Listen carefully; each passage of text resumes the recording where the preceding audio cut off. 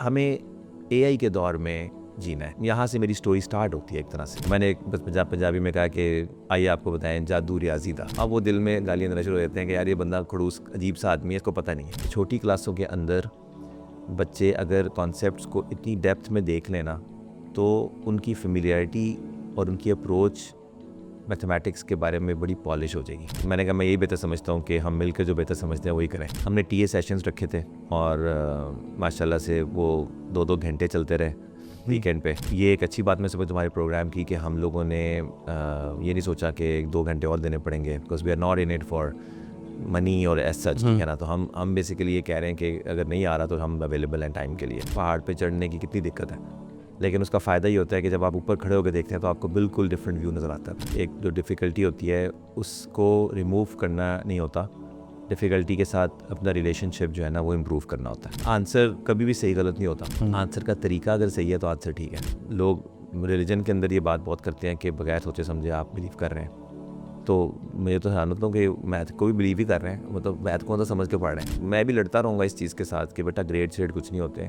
ये एक स्किल है, एक कॉन्सेप्ट है, आपको उस कॉन्सेप्ट को समझना है। उस कॉन्सेप्ट से मुतल्लिक 10 बातें जो आपको आनी चाहिए वो उसी वक्त में आनी चाहिए। उसको पढ़ के अगले कॉन्सेप्ट में जाएंगे तो फ़ायदा भी होगा, जल्दी भी हो जाएगा आगे वाला। वो ये कहते हैं, जैसे हमने पहले भी बात की थी कि हमारा बच्चे पे तो बहुत प्रेशर है, हमारा बच्चा तो पहले स्कूल जाता है। आप ये सोचें कि वो जो स्कूल जा रहा है आपको क्यों लगता है कि वो स्कूल जाना काफ़ी है उसके लिए। अस्सलाम वालेकुम सर, कैसे हैं आप? वालेकुम अस्सलाम, अल्लाह का शुक्र है। जी सर, तो आज वीक 7 एंड हो गया, तो माशाल्लाह बड़ा अच्छा चल रहा है। अब हमने जिस तरह ये इस वीडियो का सिलसिला हमने जारी रखा है, तो वीक 7 की भी जो रिफ्लेक्शन हैं वो अब मतलब मैं आपसे कुछ जानना मैं वीक 7 के बारे में ये कहूँगा कि this was the week where we had to slow down a little bit. अच्छा। हाँ, क्योंकि जैसे ही हम मल्टीप्लिकेशन में घुसे हैं तो मैंने रियलाइज़ किया है कि जो बच्चे हैं वो ख़ासतौर पे जो ग्रेड 4-5 है, उनकी ख़ास बात ये है कि वो इंटरेस्ट बहुत ले रहे हैं, लेकिन ऑब्वियसली उनकी एक कैपेसिटी है टू अंडरस्टैंड सर्टेन कॉन्सेप्ट्स। बिल्कुल। और इस हफ्ते मुझे जो है ना थोड़ी सी सिंपैथी हुई है या थोड़ा सा एग्रीमेंट हुआ है विद दोज जो के कहते हैं कि राम राम छुपना चाहिए। क्योंकि ऑब्वियसली आई कुड सी के within 1 hour with the group of class, you know, it's one thing to teach but it's another thing to make sure that they understand. तो हमने फिर पेरेंट्स के साथ गुफ्तगू की, बात की और उनसे मशवरा किया कि अगर हम थोड़ा सा और टाइम आपके बच्चों को दें तो हमें लगता है कि वो ज़्यादा अच्छे तरीके से कर लेंगे। But are you okay with that कि हम थोड़ा सा टाइम और लगा लें? और अल्हम्दुलिल्लाह वो ऑल ऑफ देम एग्रीड कि नहीं, जैसे आप बेहतर समझते हैं वही ठीक है। और मैंने कहा मैं यही बेहतर समझता हूँ कि हम मिलकर जो बेहतर समझते हैं वही करें। तो उन्होंने कहा कि ठीक है। तो हमने उनको मल्टीप्लिकेशन ज़रा स्लो डाउन कर दिया। लेकिन खुशी की बात यह है कि उसके अंदर हमने जितनी भी चीज़ें सोचते हैं कि हमें मेरे ख्याल से उनको आनी चाहिए, वो सारी टच हो गई हैं और अब वो प्रैक्टिस फेज़ में है और वो हर एक चीज़ आहिस्ता आहिस्ता करके ठीक करें। इस सिलसिले में हमने एक और काम शुरू किया था कि हमने टीए सेशंस रखे थे और माशाल्लाह से वो 2-2 घंटे चलते रहे वीकेंड पे। 1 घंटे के बाद हमने कहा था कि इसने जाना चला जाए, कि बहुत से बच्चे 5 बच्चे तकरीबन बैठे रहे और वो पढ़ाते रहे माशाल्लाह टीए साहब। इनका टीए सेशन का एग्जैक्टली क्या मकसद था? मतलब वो रीइंफोर्स करता है जो क्लास में बच्चे पढ़ते हैं, उसकी जो असाइनमेंट हम वीक में देते हैं उसको अगर किसी को समझ नहीं आई कोई सवाल, तो हम चाहते हैं कि मकसद उनको तंग करना नहीं है असाइनमेंट से, कि वो मकसद ये है कि उस असाइनमेंट में काफ़ी सवाल रिपीट भी होते हैं, तो एक 2 सवाल उनको करवा दिए जाते हैं ताकि उनकी एप्लीकेशन भी बेहतर हो जाए उन कॉन्सेप्ट्स की, और फिर वो बाकी के सवाल अटैम्प्ट करके अपनी पूरे कॉन्सेप्ट को पॉलिश कर लें। सो वो बहुत अच्छा था। टीए सेशंस का रोल बहुत अहम है और ये एक अच्छी बात मैं समझ तुम्हारे प्रोग्राम की कि हम लोगों ने ये नहीं सोचा कि 2 घंटे और देने पड़ेंगे, because we are not in it for money और एज सच है ना। तो हम बेसिकली ये कह रहे हैं कि अगर नहीं आ रहा तो हम अवेलेबल हैं टाइम के लिए। I have offered some parents के उनके बच्चों को मैं 1-on-1 एक्स्ट्रा टाइम देना चाहता हूँ, क्योंकि 1-2 घंटे से मेरे अगर किसी को बिल्कुल कोई मसला क्लियर हो जाता है तो वाई नॉट, वो कर लेना चाहिए। उसके अलावा एक बड़ा इंटरेस्टिंग ये हुआ कि हमारे एक पेरेंट्स एज टीचर की क्लास में एक साहब ने विज़िट किया। उन्होंने कहा कि मैं पढ़ना चाहता हूँ, आपकी क्लास अटेंड करना चाहता हूँ। अच्छा, ऐसे ही गेस्ट के तौर पर just to get an idea. उनका ये है कि वो एक कंपटीशन करवाते हैं पूरे पाकिस्तान में मैथ्स का। और वो बड़े पैशनेट है मैथ्स को लेके, और उन्होंने बताया कि उनकी बड़ी इंटरेस्टिंग स्टोरी है कि उन्होंने मतलब ख़ुद मैथ में वो फेल होते रहे काफ़ी दफ़ा, और फिर उन्होंने बड़े शौक़ से मैथ को पढ़ा, फिर अपने बच्चों को पढ़ाया, उनकी बच्चियाँ माशाल्लाह अच्छी अच्छी यूनिवर्सिटियों में पढ़ रही हैं इंटरनेशनली। तो उनका मतलब मुझे ये पता था कि वो आएंगे तो देखते हैं क्या कहते हैं, और मैं पढ़ा रहा था मल्टीप्लिकेशन, तो उन्होंने क्लास के एंड पे मुझे ये कहा कि आज मैंने कुछ ऐसा सीखा जो मुझे पहले नहीं आता था। अच्छा। मुझे बड़ी खुशी हुई इस बात से कि चलो शुक्र है। और बड़ी इंटरेस्टिंग बात है, मैं ना आजकल बहुत ज़्यादा चीज़ों को देख रहा हूँ किताबों में कि मैथ्स के ऊपर जो अच्छी अच्छी किताबें लिखी गई हैं, जो लोगों ने बड़े बड़े ज़बरदस्त लोगों ने मेहनत की हुई है, और कई चीज़ें मुझे बहुत अच्छी भी लग रही हैं, बहुत इंटरेस्टिंग बातें मुझे सुनने को मिलती हैं उसमें, मतलब पढ़ने को मिलती हैं। लेकिन समहाउ मुझे ऐसे फील होता है कि जिस तरह से मैं देख रहा हूँ चीज़ों को, वो चीज़ें मुझे नहीं मिल रही उन किताबों में, और शायद इसलिए कि मे बी वो ज़्यादा एक्सपर्ट हैं और उनको पता है कि ये नहीं बताना अभी, मे बी आगे किसी जगह पे बताते हैं। लेकिन बहरहाल ये ढूंढना भी एक बहुत बड़ा मसला है चीज़ों में से, किताबों में से ढूंढना कि कौन सी चीज़ इकट्ठी मिल जाए एक जगह पे। नहीं, किस तरह की चीज़ फॉर एग्ज़ाम्पल? अब देखो फॉर एग्ज़ाम्पल अब जैसे मेरे दिमाग में ये सवाल आता है कि डिवीज़न जो है, ठीक है, वो दो नंबर्स को डिवाइड करना, वो रेशो और प्रोपोर्शन में जब आप जाते हैं ना, तो रेशो को भी आप रिप्रेजेंट करते हैं एक डिवीज़न के साथ, बिल्कुल, ठीक है ना। चांस को भी आप जो है ना कैलकुलेट करते हैं डिवीज़न के साथ। तो ये जो अरिथमेटिक ऑपरेशंस है ना 4, मुझे ऐसे लगता है कि इसकी एक इंट्यूशन बिल्ड होनी चाहिए बच्चों में कि ये क्या क्या मेरे लिए कर सकते हैं। मेरे लिए एडिशन किस बला का हल है, और डिवीज़न किस बला का हल है, किस किस बला का, मल्टीप्लिकेशन किस किस बला का हल है। क्योंकि जब आप इनको एज अ टूल सीखेंगे और आपकी सही अंडरस्टैंडिंग होगी उसकी, तो फिर आप उसकी किसी भी प्रॉब्लम में वो नेचुरली आपको फील होना चाहिए कि यहाँ पर ना I can use division to do this. अब इस तरह से कोई बात नहीं करता, मतलब किताबों में ऐसे नहीं, वो मेथड सिखाते हैं, वो थोड़ा बहुत चीज़ें बताते हैं, लेकिन वो इस लेवल पे लिख के नहीं जाते। और जब मैं ChatGPT से पूछता हूँ तो वो कहता तो यही है कि तुम सही सोच रहे हो, लेकिन ये ज़रा डीप है, ये ज़रा फ़िलोसॉफिकल ज़्यादा है, तो इसको होना चाहिए, लेकिन इस किताब में से ये देख लो, उस किताब में से वो देख लो।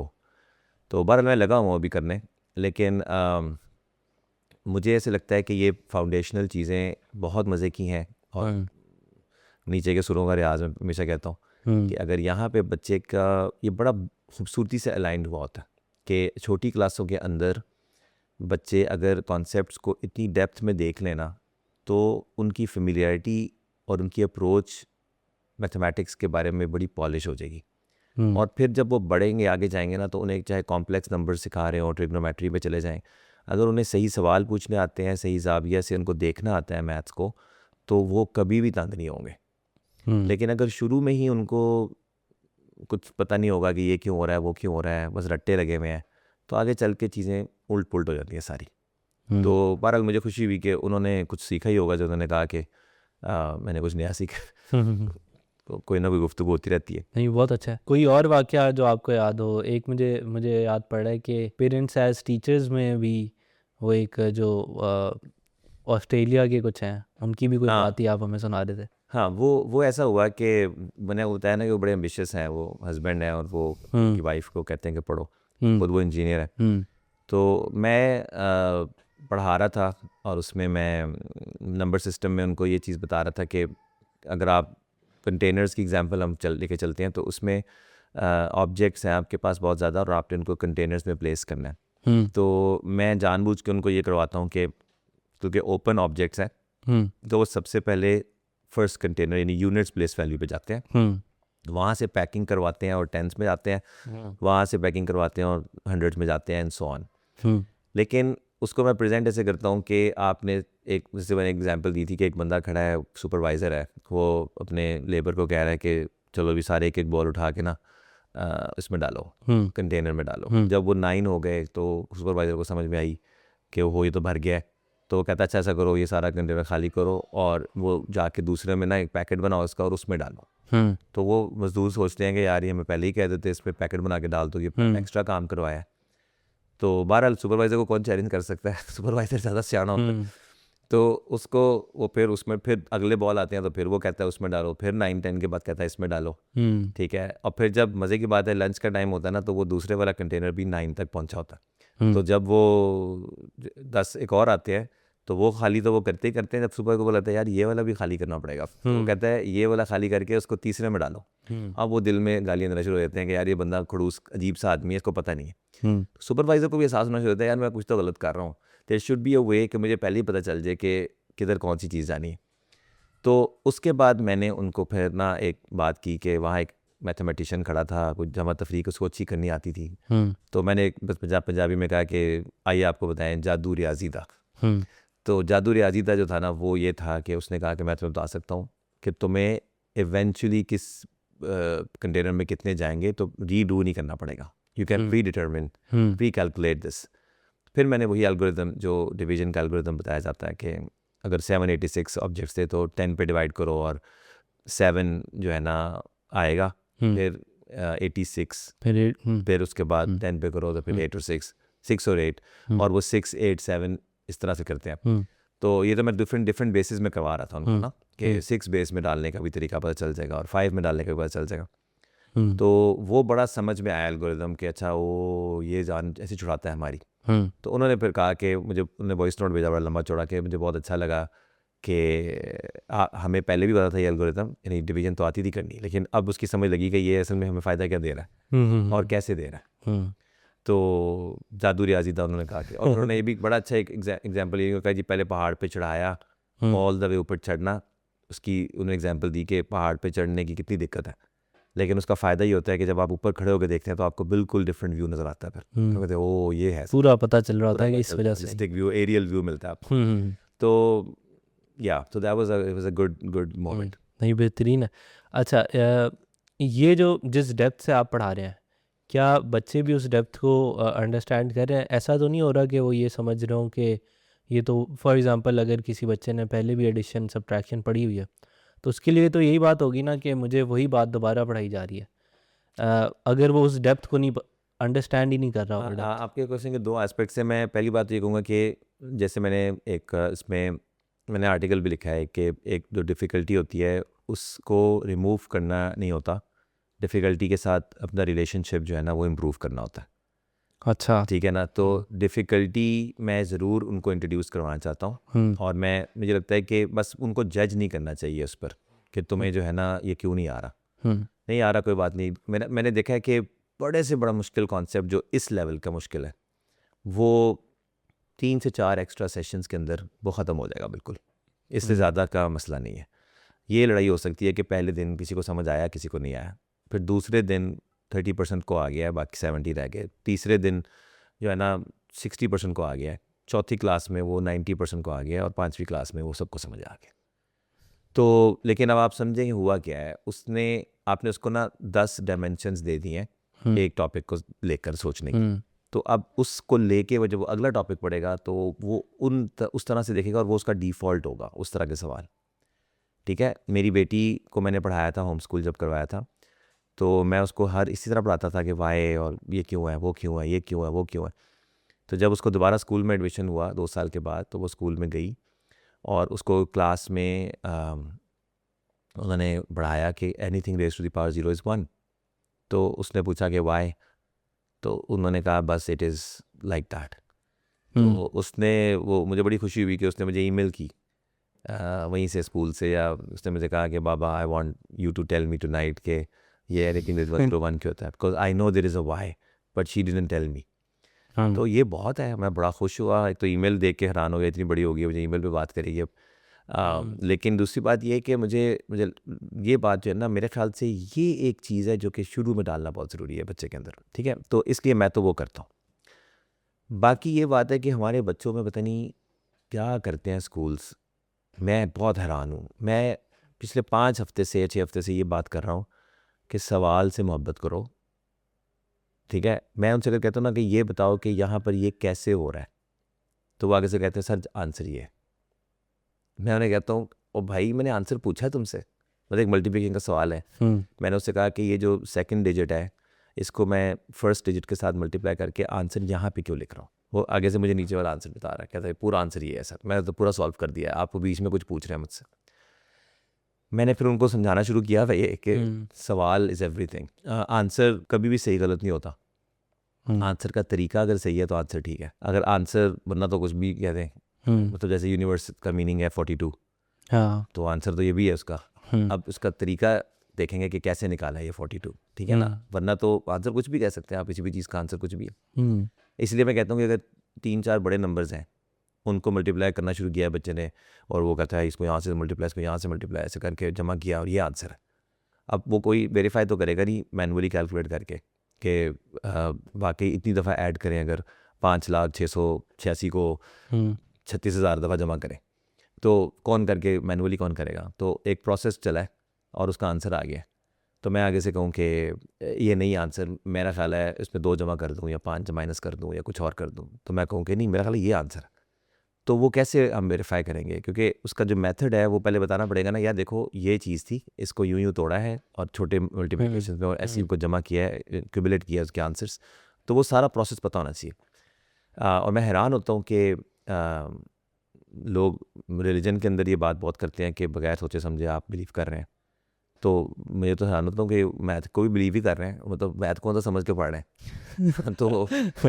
तो ये हमारे लिए ही रह गया कि यार हम ऐसे करें। तो जितने भी ये बात करने वाले, बहुत से लोग मैंने देखा है कि साइंस पढ़नी चाहिए है, थोड़ा टेंजेंट पे जा रहा हूँ लेकिन मैं आ गई जोर की कि मैंने देखा कि कोई भी टेस्ट नहीं करवाता आपको वो चीज़, बस बातें हैं बहुत ज़्यादा, ये होना चाहिए, साइंस पढ़नी चाहिए। हर कोई जर्नलिस्ट भी कह रहे हैं साइंस पढ़नी चाहिए, पता नहीं पढ़नी किसको है, स्कॉलर्स भी कह रहे हैं। और पढ़ने का मतलब क्या है ये भी नहीं पता ना, मतलब ये नहीं पता किसको कह रहे हैं, अपने अलावा सबको कह रहे हैं मेरे ख्याल से। ठीक है, तो अपने आप को भी कोई तो इंस्पायर होता है और कहता है कि जी मैंने ऐसे एक पढ़ ली और तुम लोग भी पढ़ लो, ऐसे करना चाहिए। तो ये बहुत बड़ा मसला है। तो खैर मेरा ये पॉइंट है कि मैं डिफ़िकल्टी उनको इंट्रोड्यूस करवाना चाहता हूँ। और yes, some people because of the their I don't know upbringing, they think कि हम तो एडिशन कर रहे हैं, हम तो ग्रेड 2 कर रहे हैं, हम तो ग्रेड 4 कर रहे हैं, हम तो ग्रेड 7 में जा चुके हैं। अब मैं भी लड़ता रहूँगा इस चीज़ के साथ कि बेटा ग्रेड श्रेड कुछ नहीं होते।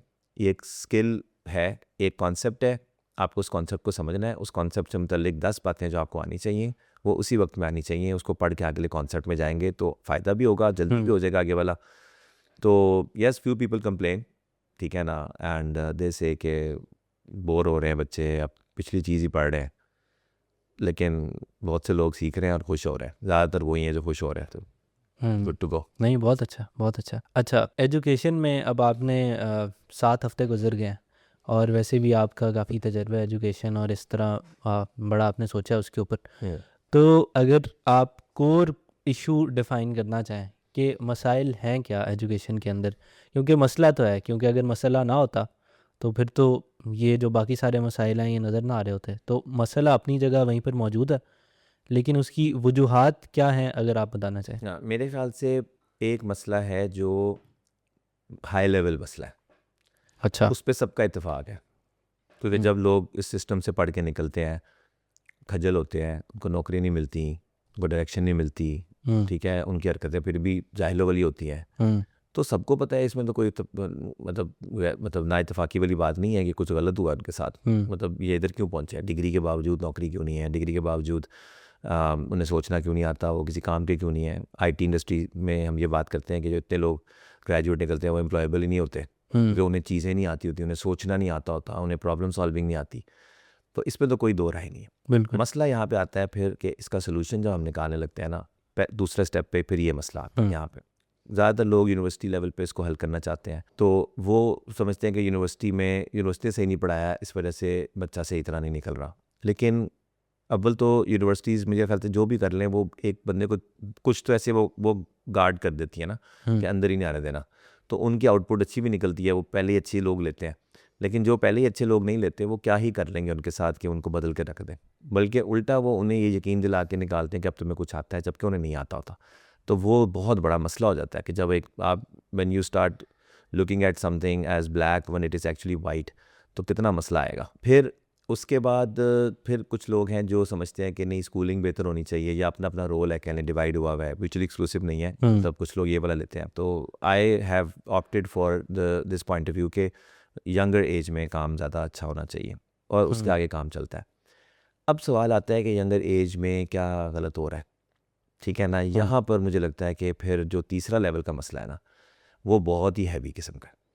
और मैं इसको समझता था कि मैं अपने आप को, if I will put put myself up there कि I am available for your kids to teach them, ठीक है, तो बहुत ज़्यादा लाइन लग जाएगी और बहुत ज़्यादा लोग कहेंगे कि यार हमसे पढ़ा लो, बट सडनली मुझे लगता है उनका भी एक माइंड सेट बना हुआ है कि वो ये कहते हैं, जैसे हमने पहले भी बात की थी कि हमारा बच्चे पे तो बहुत प्रेशर है, हमारा बच्चा तो पहले स्कूल जाता है। आप ये सोचें कि वो जो स्कूल जा रहा है, आपको क्यों लगता है कि वो स्कूल जाना काफ़ी है उसके लिए?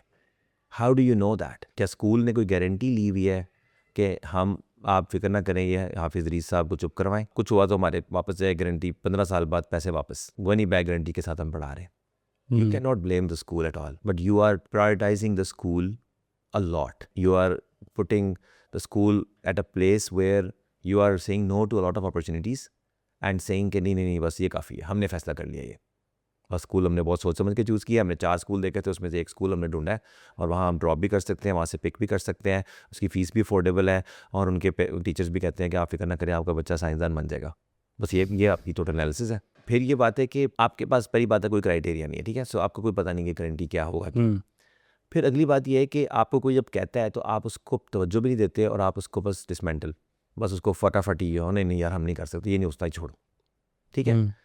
तो प्रॉब्लम ये है। फिर उसके बाद एक मसला ये है, ये तो पेरेंट्स की साइड का है, फिर स्कूल की साइड का मसला ये है कि स्कूल्स किसी एक मसले को पिक कर लेते हैं, ठीक है। स्कूल्स ये कहते हैं कि कोई इस्लामिक स्कूल है तो वो कहेगा कि सारे स्कूलों में एक ही मसला है कि तरबियत नहीं हो रही सही, तो ये बात बिल्कुल ठीक होती है, लेकिन इसमें जो एक्सक्लूसिविटी डाली जाती है ना, वो ठीक नहीं होती। वहाँ पे 4 मसले और भी हैं, आपने कहा कि वो हमारे किस काम के, आई डोंट नो, वहाँ मैथ भी अच्छा नहीं पढ़ाया जा रहा, वहाँ और भी चीज़ें अच्छी नहीं हो रही, तो वो इस्लामिक स्कूल में वो फिर वो जो बिल्कुल उन चीज़ों पर फोकस करते हैं और फिर उस चीज़ से वो चीज़ तो नज़र आनी शुरू हो जाती है, लेकिन बाकी चीज़ें रह जाती हैं। कुछ स्किल के ऊपर फोकस करते हैं या मैथमेटिक्स या प्रोग्रामिंग या कॉम्पिटिशन्स की बात करते हैं, तो फिर वो इतनी कॉम्पिटिशन वो कहता है बस यही चीज़ है सब कुछ, ठीक है। बाकी उनके बच्चों से आप मिलो तो आपको लगेगा कि जैसे कोई मशीनों से बात कर रहे हैं, मतलब वो उन जैसे कहते हैं ना, भूखे से किसी ने पूछा 2 और 2, तो कहता 4 रोटियाँ, ठीक है। तो इस तरह की गुफ्तगू होनी शुरू हो जाती है उनके साथ, ठीक है ना, वो उसकी टाइम कॉम्प्लेक्सिटी निकालना शुरू हो जाते हैं। और मतलब बात करने के, आपने जो मुझसे बात की है इसको 3 जैसे किसी मंतिकी से आप बात करें तो वो हर चीज़ में मंतिक ढूंढेगा, ठीक है ना, 2 अंडों को 3 अंडे प्रूव कर देगा, ठीक है। तो आप कहेंगे यार तीसरा तुम खा लो, ठीक है, तो वो कहेगा नहीं वो तो मैं नहीं खा सकता क्योंकि है तो 2 ही अंडे, लेकिन उसने अपनी वो बात करके छोड़नी है।